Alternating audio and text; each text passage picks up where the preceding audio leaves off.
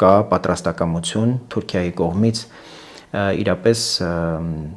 մինչև դիվանագիտական հարաբերություններ հաստատելը եւ մինչև ամբողջական սահմանը բացելը ուրեմն գնալ մասնակի լուծումների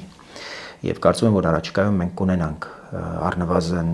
երրորդ երկրների քաղաքացիների եւ դիվանագիտական անձնագիր ունեցողների համար սահմանը կդառնա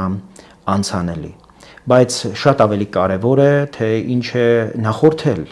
հայ-թուրքական այս հատկապես այս փուլի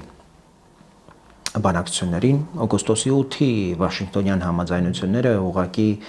այլևս փակուղում են դրել Թուրքիային, որը տևապես փաստորեն շարունակում էր ճնշման տակ մնալ Բաքվից Հայաստանի հետ դիվանագիտական հարաբերություններ հաստատելու, նաև սահմանները բացելու ուղղությամբ եւ գործընթացի մեջ ինչ որ կերպ ներգրավվելու հնարավորությունը հիմա սահմանի շուրջ այս խոսակցությունը վերսկսելն է